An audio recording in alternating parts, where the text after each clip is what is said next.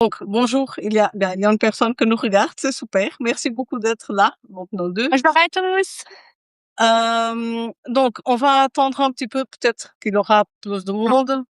Bonjour Christine. La première personne, je ne sais pas qui c'est, j'ai pas vu le prénom et j'ai peur de toucher parce que Oui. surtout ça risque de... Ouais. Donc, il y a une chose que j'aimerais bien demander à tout le monde. Donc, c'est Hubert. C'est mon mari, en fait. Enchantée. Ah non, non, donc c'est un de subscribers, mais il s'intéresse vraiment. Et c'est super parce que il fait toujours des retours sur mes textes. Ah, Donc, super. est-ce que c'est possible de cliquer sur le petit cœur là pour faire like? Parce qu'après, quand ça sera, donc quand on enregistre et qu'on publie, les likes qu'on fait ici, ils seront déjà sur la vidéo et c'est super. Donc, merci, elle a écrit d'être ici aussi. Donc aujourd'hui, on est ici. Donc moi et Morgane, nous avons discuté cette semaine parce que on a décidé de faire des lives, une série de lives ensemble sur podcast où on va croiser nos deux sujets en fait.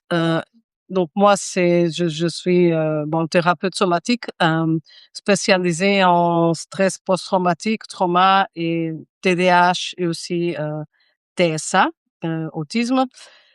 Et Morgane, Morgane, Et moi? vas-y, explique mieux, tu expliques mieux ce que tu fais. Oh, je suis sûre que tu peux presque le faire mieux que moi. C'est parfois très difficile de parler de soi. Moi, je suis spécialisée, dans la vente, la prospection, la fidélisation que j'appellerais éthique et qui justement en lien avec Raquel, règle tous ces traumas de se dire: «Oh là là, j'ai peur d'aller prospecter, j'ai peur d'aller vendre, j'ai peur d'annoncer mon prix». Moi, ma spécialité, c'est de mettre à l'aise les gens, de mettre en place des choses super chouettes, pour que derrière la personne soit, à l'aise, dans l'univers et dans le monde de la vente qui est obligatoire dans le monde de l'entrepreneuriat. Et en gros, surtout qu'on ne sent pas mal en fait quand on parle de ce qu'on fait.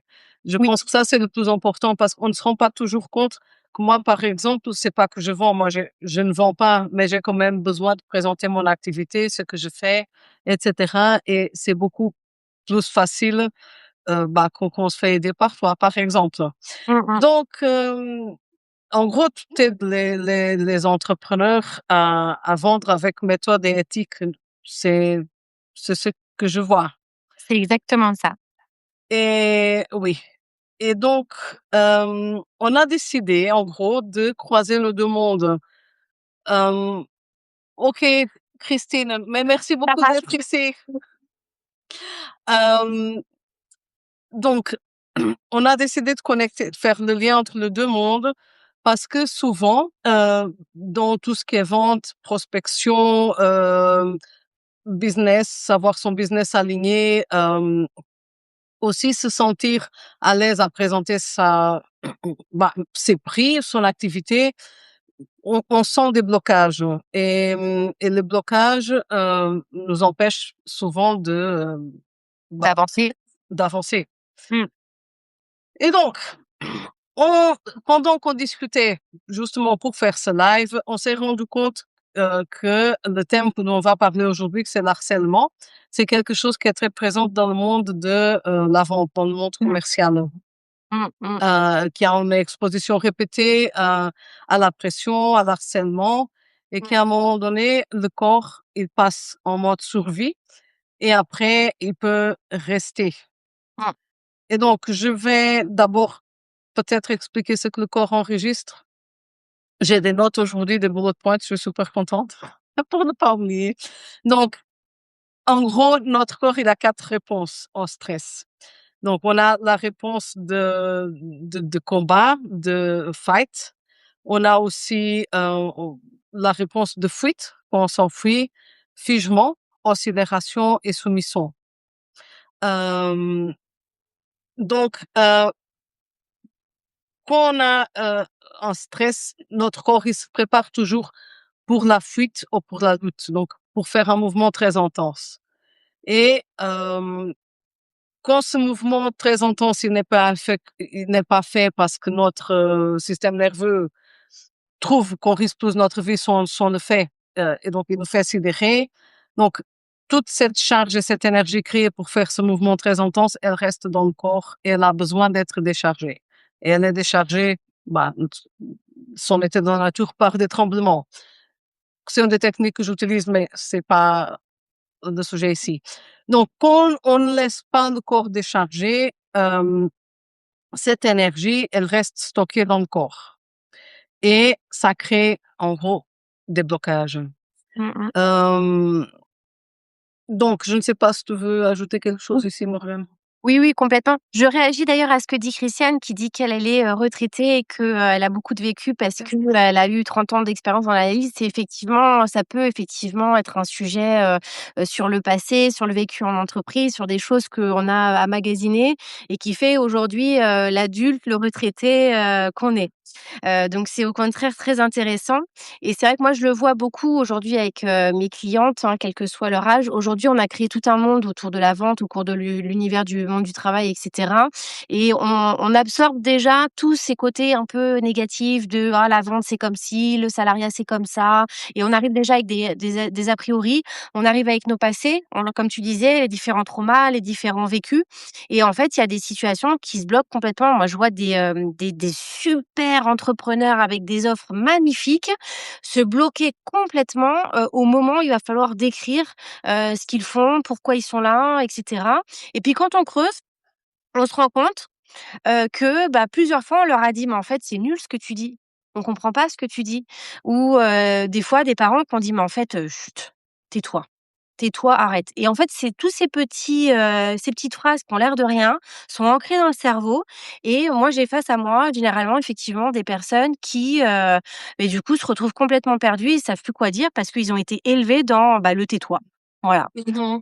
Voilà. Oui, mais et du coup, c'est que je disais justement, donc on a ces 4 réponses. Mmh, Donc le corps, il se prépare à chaque fois pour faire ce mouvement très intense, mais c'est ça. souvent on reste figé, en fait. Ouais, Que ça soit parce qu'on reste très tendu, que ça soit la soumission, on va essayer de calmer ça, la situation, mais on n'a pas cette décharge corporelle et c'est comme on ça. n'a pas cette décharge corporelle, bah, il y a des choses qui vont s'imprimer dans le corps, donc Mmh, l'hypervigilance, mmh, la colère, l'effacement, parfois des reconstitutions de mmh. trauma, en fait.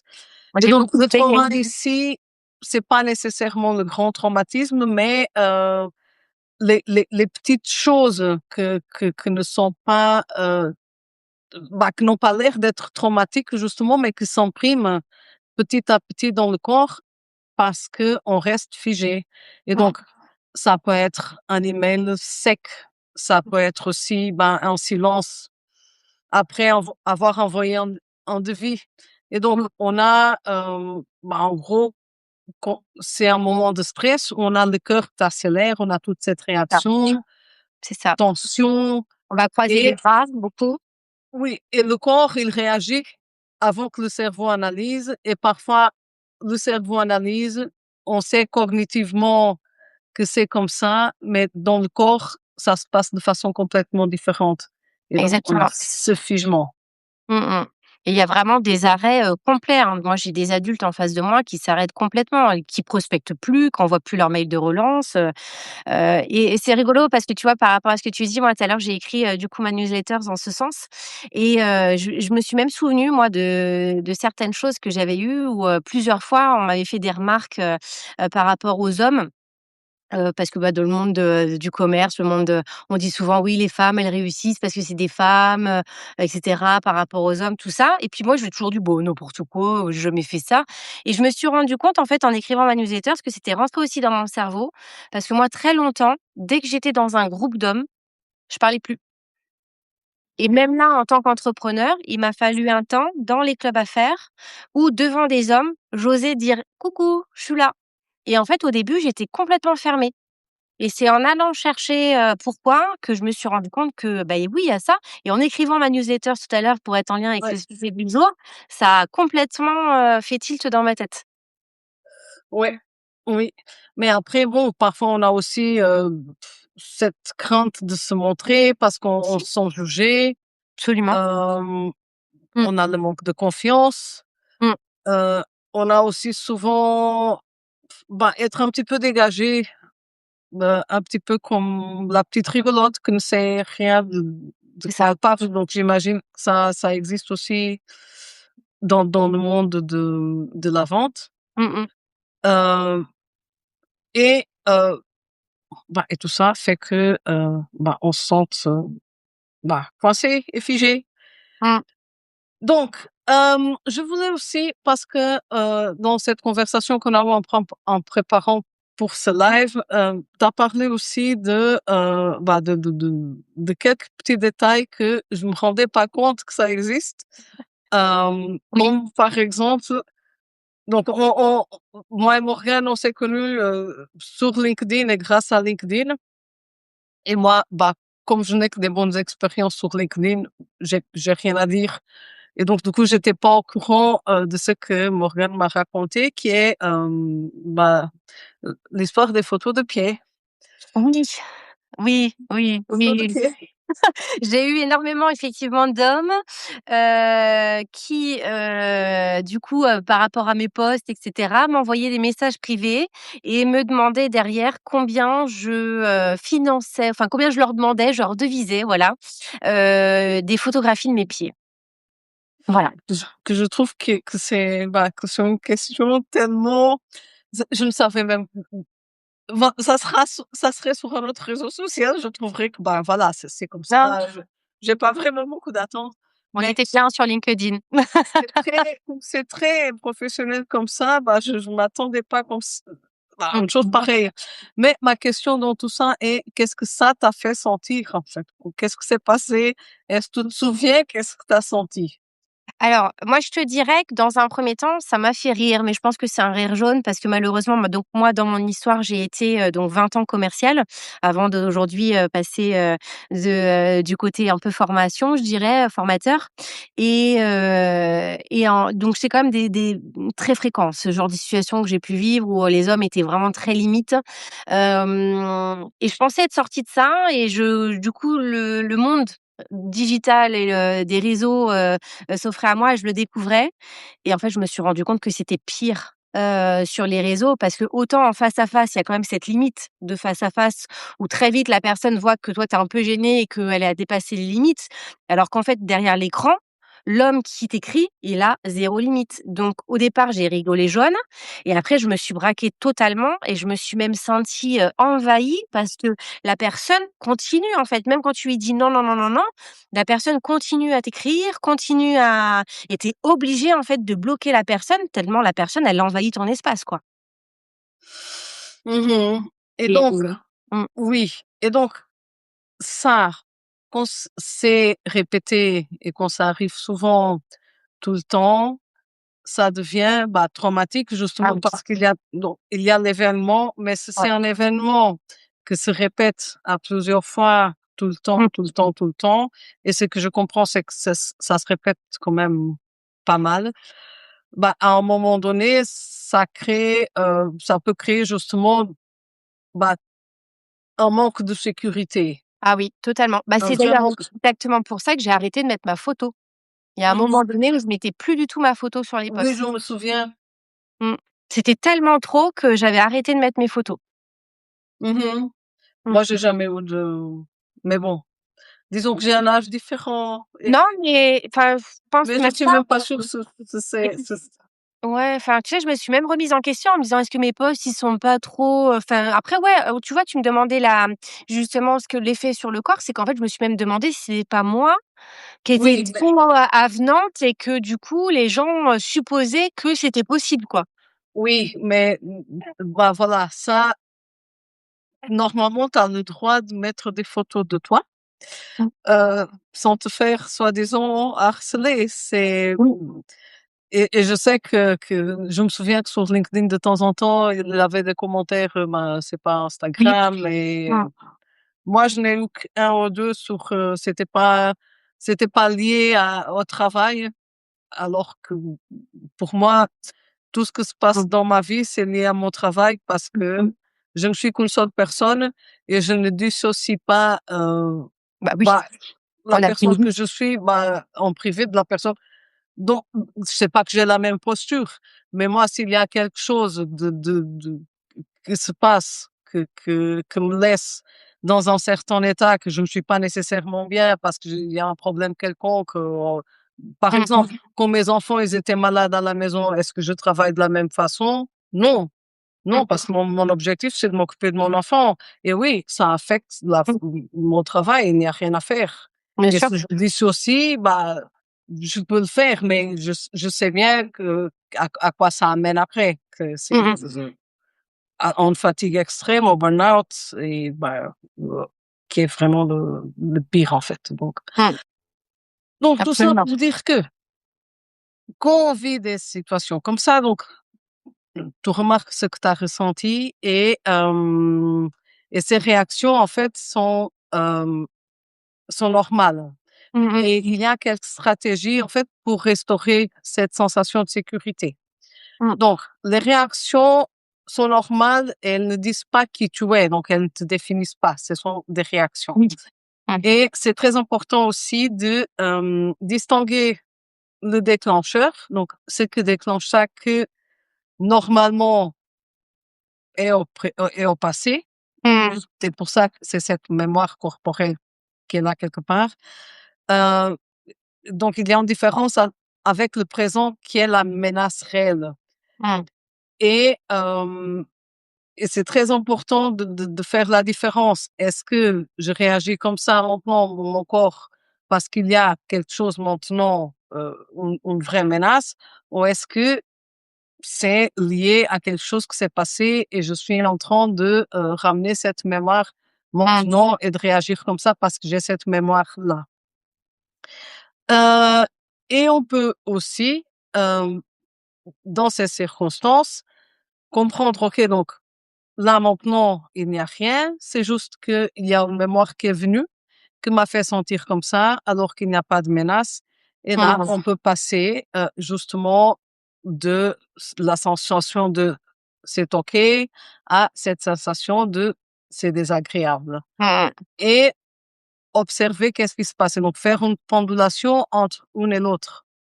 OK? Petit à Mmh. petit, rester dans, OK, donc maintenant je suis bien, il n'y a pas de menace. Et j'ai ce souvenir-là qui me fait sentir comme ça et observer justement ce qui se passe à l'intérieur du corps.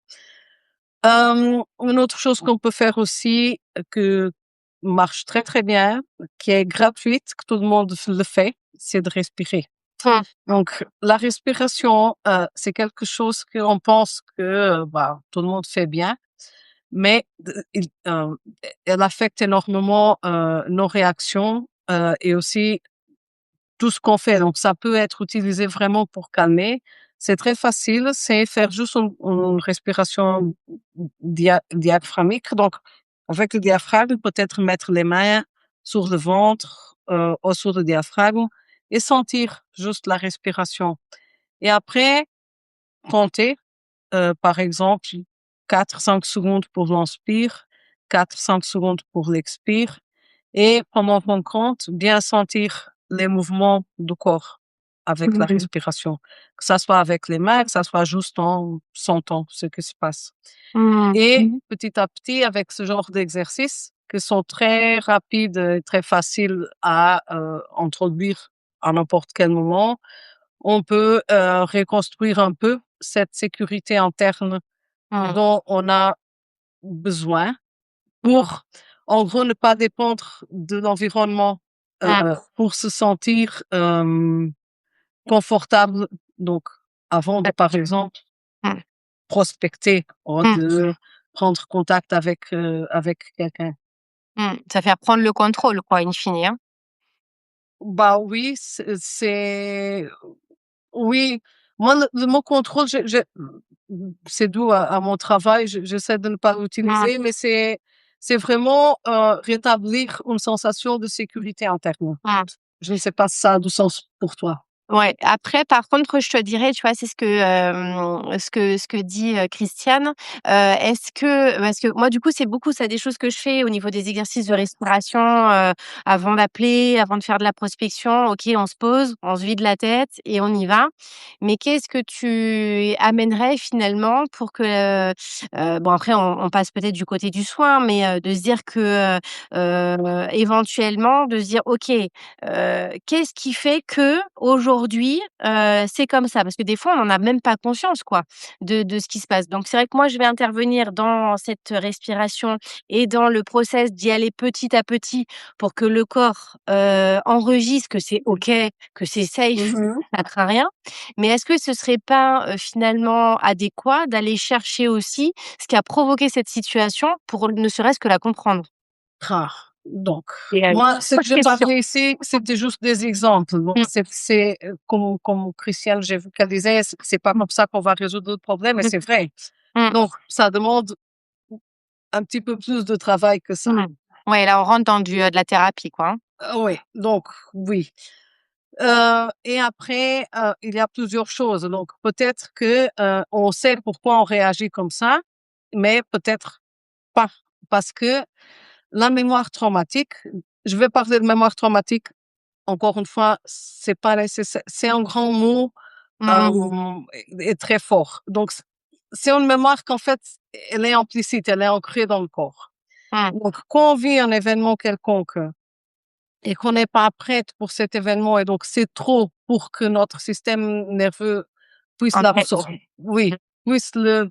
absorber et processer, heu, le corps, il va garder une mémoire quelconque, et quand on ne va pas compléter ce cycle de la réaction du stress la plupart du temps avec ce mouvement très intense, comme on reste sidéré et qu'on cette charge qui a été créée pour faire le mouvement intense, elle n'était pas déchargée.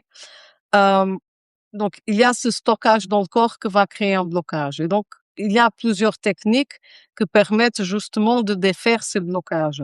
Et parfois, on sait où ils sont, donc on les connaît, donc on ne sait pas où ils sont. Donc, on sait d'où ils viennent. Bien, ouais. Mmh. On a cette mémoire, ok, donc j'ai vécu cet événement-là, mais on n'a pas eu la décharge corporelle. Et c'est la décharge corporelle, en fait, qui va permettre de défaire ce Mmh. blocage. Est-ce que ça a du sens? Parce que j'ai l'impression de me répéter beaucoup et de dire des trucs qui n'ont pas de sens, parce que C'est au moins ça s'ancre, c'est très bien. c'est quelque chose je parle tellement de ça tout le temps qu'à un moment donné, je me dis, je suis tout le temps en train de dire la même chose et je ne sais plus, si je me répète ou pas. Mais en gros, l'idée, c'est, qu'on pour moi, le plus pratique, le plus rapide et peut-être le plus efficace, c'est en gros de sentir le corps. Mmh. Donc, Mmh. on sent qu'on est bien, on observe qu'est-ce qui se passe. Donc, OK, donc quelle est la partie de notre corps, par exemple, qui est la plus confortable? Là, Mmh. maintenant, qu'on est en train de parler. Mmh. Et, quand on a quelque chose en souvenir quelconque qui vient, qui est désagréable, on doit préparer quelque chose et on n'a pas envie, on observe aussi qu'est-ce qui se passe dans le corps. Et Mmh. quelque chose qui marche très bien, c'est par exemple, donc, vente. Je dois vendre. Je dois aller prospecter. Et pour moi, c'est très difficile. Mmh. Et comment est-ce que je me sens quand je pense à ça? Et donc, peut-être que je vais me sentir un petit peu, donc, je sens de la tension aux épaules, que je sens, une oppression à la poitrine. Et voilà. Donc, j'observe juste quelles sont les sensations. Et après, on pourrait aussi s'imaginer qu'est-ce qu'on aimerait bien sentir dans le corps. Mmh. Oui, pour que ça Oui, change qu'est-ce que j'aimerais bien sentir, en fait? Mmh. Quand je pense à ça, peut-être que ça serait, bah, des épaules bien, détendues, peut-être de l'ouverture ici, heu, peut-être même une sensation de joie, et on essaie de sentir ça dans le corps et on va penduler d'une à l'autre, et ça va aider justement, heu, quand on s'imagine après faire cette chose qu'on n'a pas envie de faire, Mmh. de sentir ça. Et donc, on va s'imaginer à faire, bah, de la prospection, par exemple, mais avec cette sensation qu'on aimerait bien avoir. Et comme ça, on peut sentir les choses d'une façon différente. Et donc ça, c'est un exercice aussi qu'on peut faire. Après, ça demande parfois un petit peu de travail et c'est pour ça que de temps en temps, c'est bien de faire appel à un thérapeute, justement, pour pouvoir faire tous ces exercices. Donc, je ne sais pas ça d'où ça en sort pas. Je sens que je parle beaucoup. Oui, Christiane avait l'air de dire que c'était bon et d'ailleurs je vais rebondir sur ce qu'elle disait parce qu'elle disait: «Oui, c'est normal, c'est pas le rôle, forcément, de la femme» et j'ai fait quand même quelques recherches moi par rapport à ça et il faut savoir que il y a longtemps, hein, au tout début, donc c'est les hommes qui allaient chasser. C'est la femme qui était à la maison à s'occuper des enfants, de la nourriture, de faire les vêtements et cetera, mais c'était aussi la femme qui troquait. C'est-à-dire que c'était le rôle de la femme d'aller troquer, les différentes, chasses du mari et cetera, les vêtements qu'elle avait fait et c'était les femmes qui troquaient entre elles. Donc la vente est vraiment née des femmes et c'est qu'au fur et à mesure, en fait, avec, le temps qui a passé, avec la femme à la maison où vraiment pour le coup c'était la mère au foyer, où du coup c'est l'homme qui partait prospecter et cetera et où on a changé, la donne et en fait, beaucoup de femmes se disent: «Oui, mais c'est pas le rôle d'une femme. Aujourd'hui, les méthodes de vente sont faites pour les hommes et cetera». Donc ça, oui, ça, c'est vrai. Mais par contre, on peut totalement nous vendre et je dirais même mieux qu'un homme parce que les hommes ne savent pas écouter. Ça, c'est un fait. Ils écoutent bien moins que les femmes et dans la vente, au moins tu écoutes, au moins tu réponds correctement à ton client. Et ça, c'est une vraie valeur qu'on a, que les hommes n'ont pas et on prend, en fait, les traumatismes du passé, en fait, en disant: «Oui, les femmes, elles sont pas faites pour vendre, c'est des traumatismes qui nous appartiennent pas» et on les prend pour nous et c'est ça, comme tu dis, ça nous fait fermer les épaules. On se dit: «Oh là là, prospecter, mais ça, c'est pas mon rôle. Moi, la femme, elle fait pas des trucs comme ça». Alors qu'en fait, on est sur des ouais, des préjugés presque, hein et des a priori de quelque chose qui, au départ, n'existait pas. Mmh. Oui, oui, non, mais il y a plein de choses qui ont changé aussi, donc avec Mmh, toute une évolution. mmh, Mais en gros, moi, l'idée que j'aimerais bien laisser ici, c'est que donc encore sous tension, mmh, heu, ça ne va pas se régler avec une meilleure stratégie. Donc c'est pas la stratégie que vient ici, c'est la régulation. oui, Et la régulation, ça passe justement par, heu, développer une sensation de sécurité, corporelle pour pouvoir se sentir en sécurité dans n'importe quel, mmh, environnement, en fait. mmh mh. Et de façon à que ça soit le figement ou la sidération que prenne le contrôle au lieu d'être dirigé par, justement cette sécurité et par une régulation, du corps et aussi, de tout, en fait. Ouais, ouais, ouais. Donc, voilà. Ça, pour moi, c'est le plus important dans tout ça.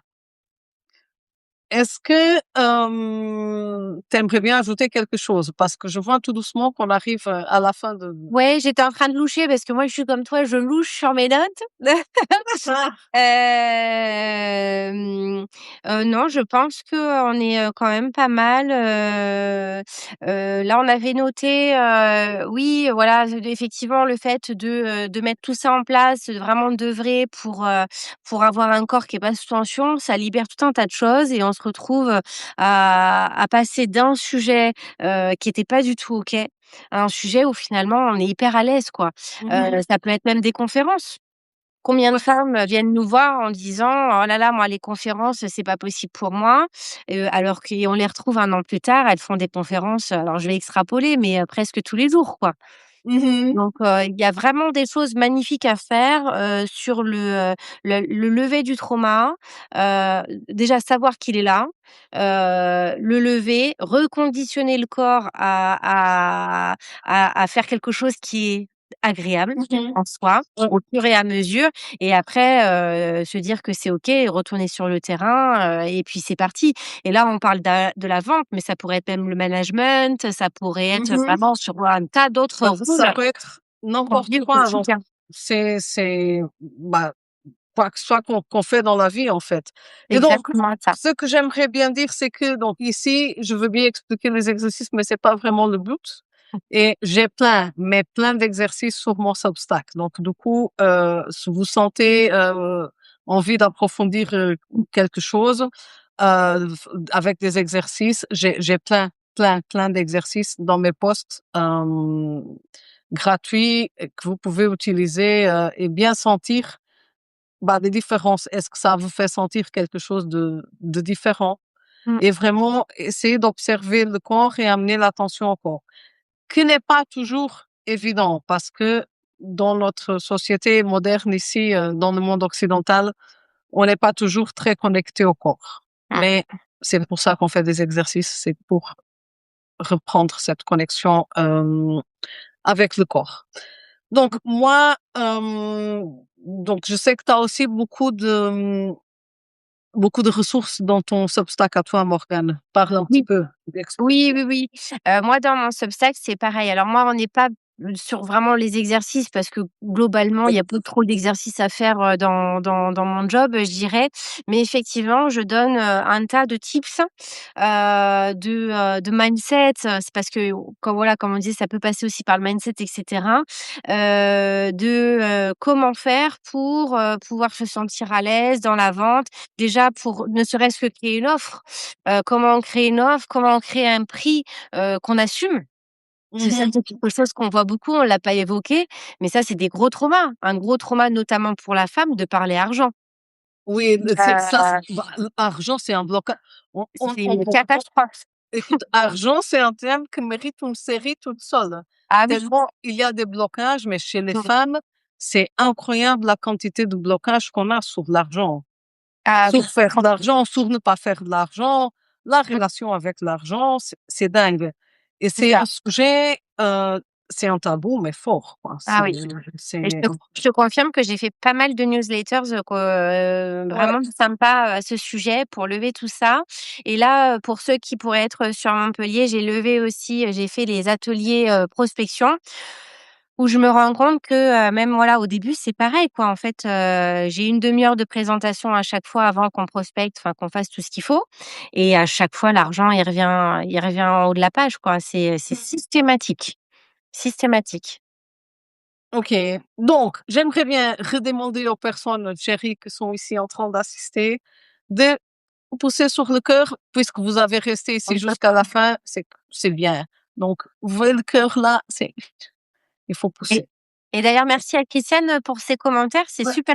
C'est super parce que ça permet d'animer en plus la discussion et tout, c'est super cool.